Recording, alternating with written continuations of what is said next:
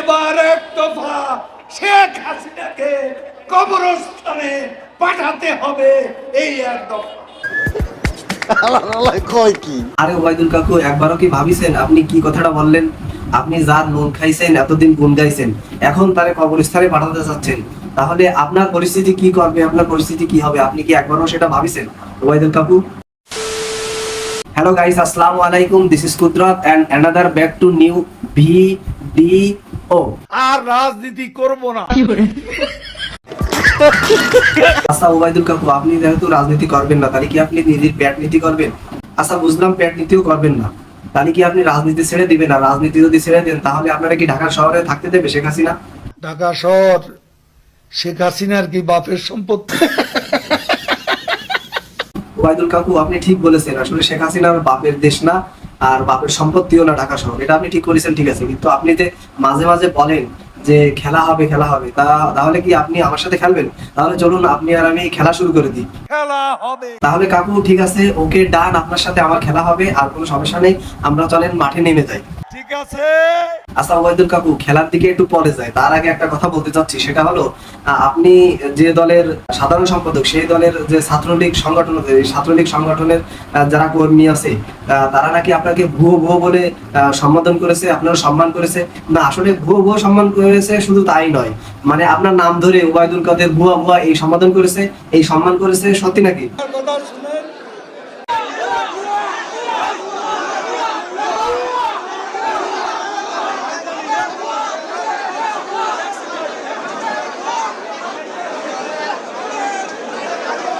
কিরে কাকু, আপনি আমার সাথে কি খেলবেন? আমার সাথে খেলার আগে তো আপনার দলের লোকরাই আপনারে খেলে দিছে, আপনারে শেষ করে ফেলাইছে।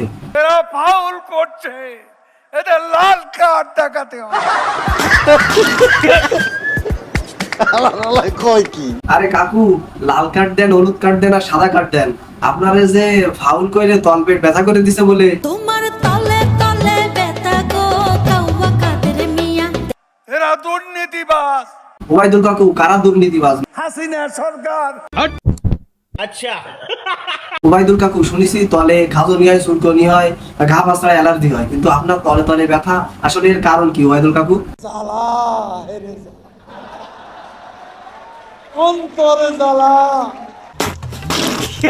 ওবায়দুল কাকু, আপনার যে যে জায়গা ব্যথা এবং যে যে জায়গা জ্বালা, অন্তরে ব্যথা জ্বালা, সেই জায়গায় মলম লাগান। আর যদি মলম লাগাতে না পারেন, তাহলে ওই যে ডিপজল কাকু আছে না, যে সানডে মানডে ক্লোজ করে দেয়, ওই ডিপজল কাকুরে বলেন, ডিপজল কাকু আপনারে মলম লাগাই দেবেন। ঠিক আছে।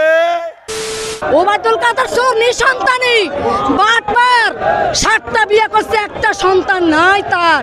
ছি ছি ছি। আরে কি রে খালাম, আপনারা এত সিসি করতেছেন কেন? সিসি করার কি আছে?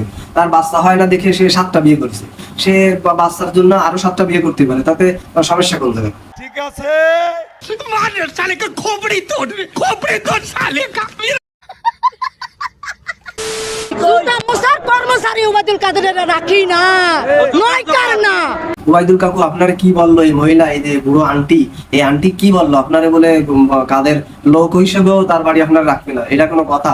আপনি এত বড় মাপের একজন মন্ত্রী, এমপি, একজন সাধারণ সম্পাদক, আপনারে বাড়ির ঝাড়ুদার হিসেবেও রাখতে চাচ্ছে না?